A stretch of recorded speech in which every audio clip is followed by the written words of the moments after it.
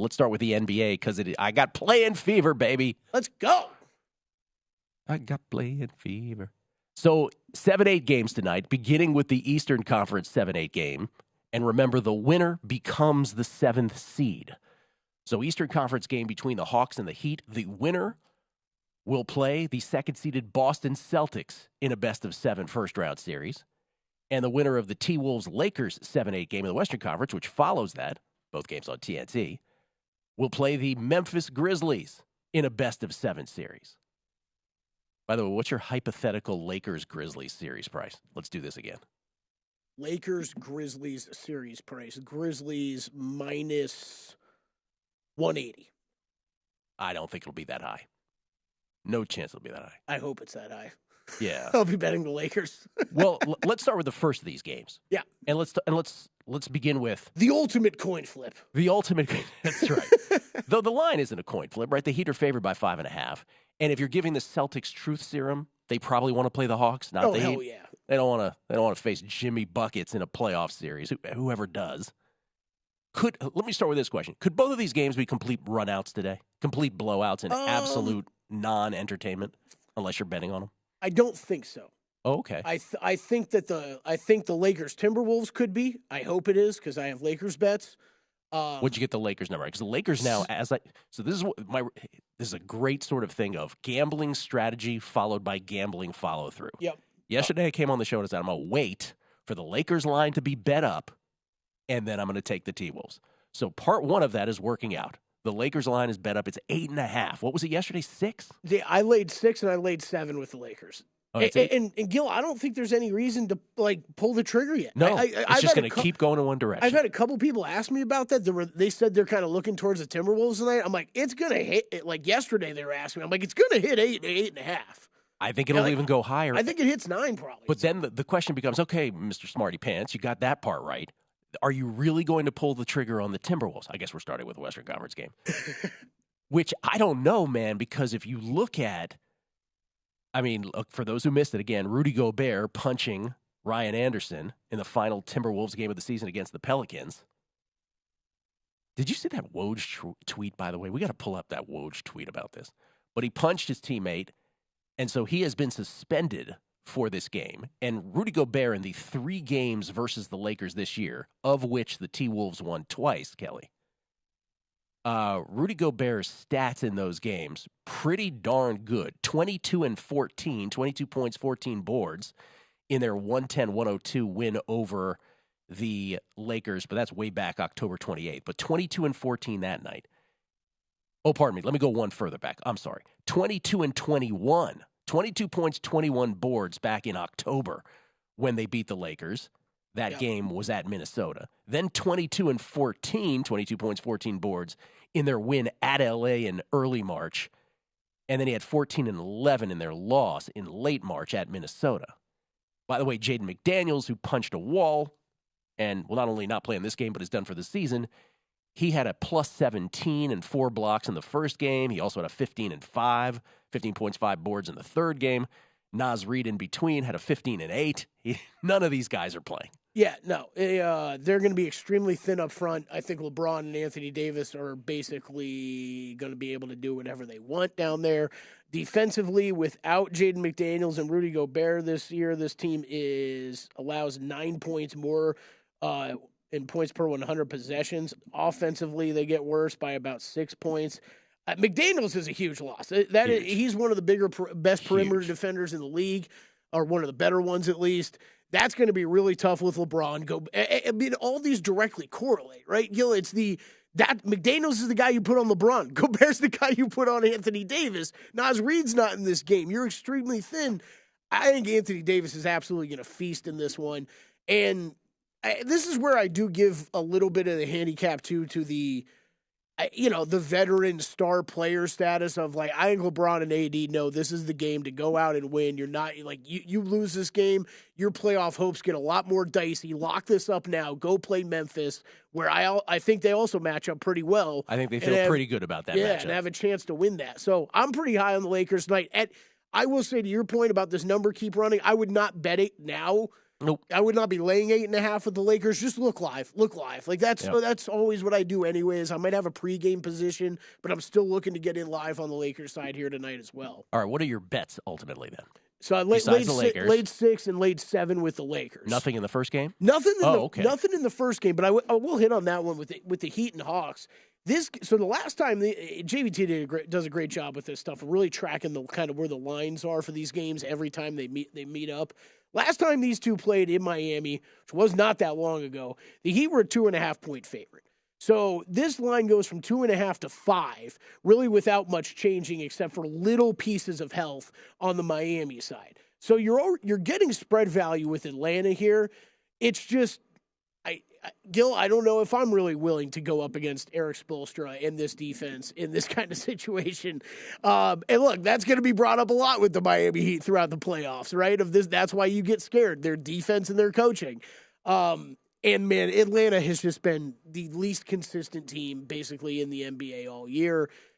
I would entertain an Atlanta bet in this game if I got a live opportunity, but I'm not taking 5 pregame. This really is, for those who listen to Primetime Action for a couple years with Kelly, Matt Brown and I, this is the Kelly Bidlin Bowl, the Hawks and the Heat. These are the two teams that you can't ever quit. Well, I had a big ticket on the Hawks last year and a big ticket on the Heat the year before that, or 2 years. So I don't. My strategy of betting the T-Wolves at a very high number, or getting as many points as possible, I have not pulled the trigger on it yet. I don't know if I'll have the onions to do it by game time. I really don't. Yeah. By the way, here's the Woj tweet I was referring to. The Timberwolves had to listen to this tweet. This tweet goes in 3 different directions. The Timberwolves had to suspend Gobert for throwing a punch, but accepted that it was a shot to the chest with no intent to injure Kyle Anderson, and understood that Anderson called Gobert am I allowed to say the B word? A B word, repeatedly on a night Gobert was playing hurt. It's a great tweet. So basically they're like, sorry, buddy, I know your punch was terrible, and I know he called you those names, but we got to suspend you for a game. It wasn't even the worst punch. It's Jade McDaniel.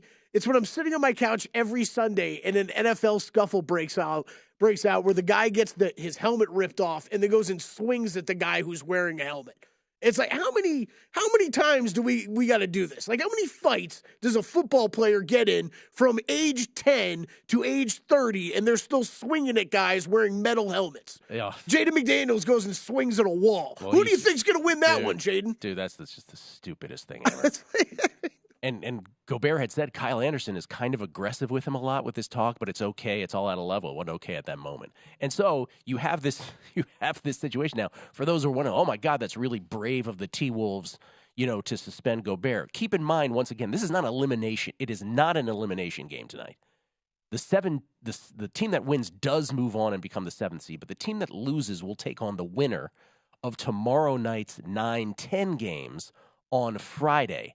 That is the single elimination game, the winner of which will be the 8th seed. You don't have any plays on tomorrow's games yet, do you? We'll get in those tomorrow. But no, I won't. I would lean Pelicans, but I'm not going to play that at least pregame. And then same thing, lean Raptors, but nothing. I'm not going to have anything pregame. Yeah, those aren't as fun. Nick Whalen joins us from Roto Wire. He's a senior analyst and host over at Roto Wire.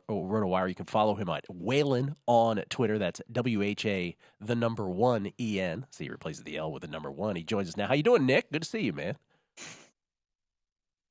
I'm doing great, guys. Doing great. Fun week in the NBA season. Kind of glad to be through all the injury report madness that is the final week, but fun games tonight, some more fun games on Wednesday, and then Saturday and Sunday is when it really begins. All right, before we do that, who's your MVP pick? Who do you think wins MVP?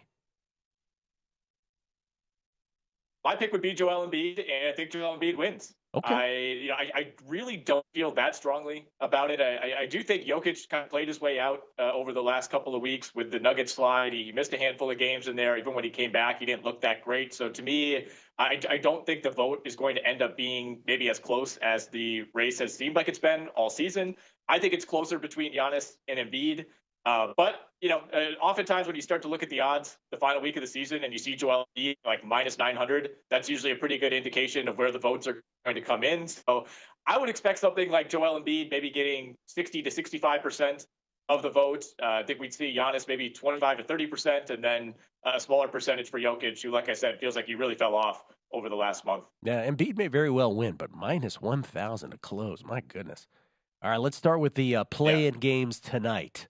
Hawks and Heat, Eastern Conference 7-8, with the Heat 5.5-point favorites. Do you have a play here, sir? Yeah, this is a tough one because I feel like both of these teams all season, we've just been waiting for some sort of sign that they are better than we think they are. And, the Hawks, obviously, we've seen the number that they were like, a game above or below or right at 500 for like 2 straight months, which if you watch the Atlanta Hawks makes a lot of sense. With Miami, I think the big question is how much credit do you give them for the past? They were seconds away from making the finals last year. For the most part, they have not really looked like that team at all this season, despite most of those pieces being back. But, we have an 82-game sample at this point. I don't think the Heat are anything close to an elite team. With that said, I think they take care of the Hawks here. In a one-game do-or-die situation, I trust Eric Spoelstra more than I do this Hawks team. I'm staying away from the number, but I do have a couple props that I'll throw out. Jimmy Butler, over 1/2 made three-pointer, and this has moved from minus 110 to minus 145. I think there is some action there. He doesn't really shoot threes in the regular season, especially as far as elite players go. He averages like 1.5 to 2 attempts per game. But historically in the playoffs, he essentially doubles his output. Last playoffs, he took 4 or more three-pointers in 10 of 17 playoff games. He hit them at almost a 35% clip. So Jimmy Butler to hit at least 1 3, I like that. And then on the Atlanta side, John Collins over 12.5 points tonight. You can get that at minus 105. He went over this number easily in 3 of his 4 games against Miami this season. The one game that he went under, he got in foul trouble and only played like 15 minutes. Final 12 games of the regular season for John Collins, 15.5 points per game. The addition to Saddiq Bey, we kind of worried about that hurting his impact. It really wasn't the case. And it's such a great point about Jimmy Butler because we always talk about it's 2 different seasons. Nobody recognizes that more than Jimmy Butler does. Time to step it up in different ways in the postseason.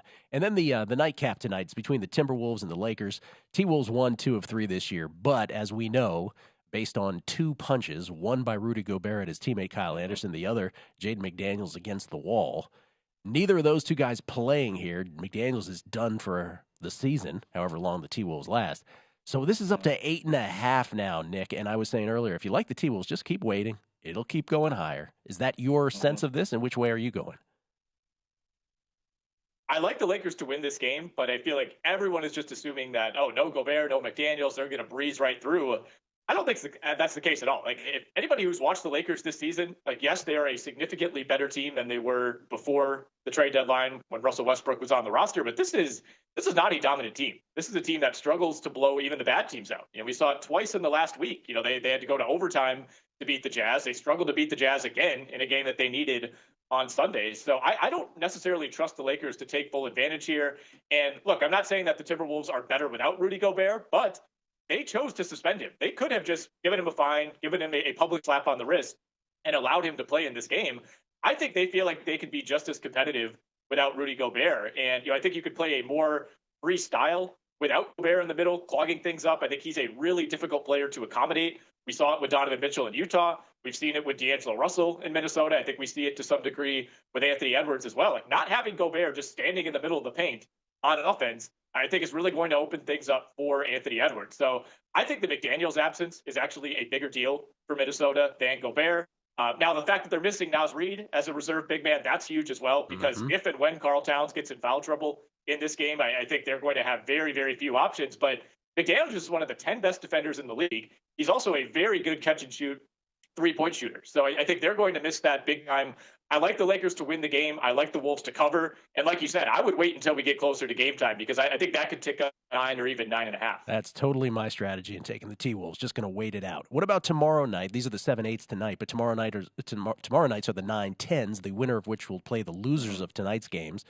And both the 9 seeds, the home Raptors and the home Pelicans against the Bulls and Thunder, respectively, are 5.5-point favorites. Any thoughts on those 2?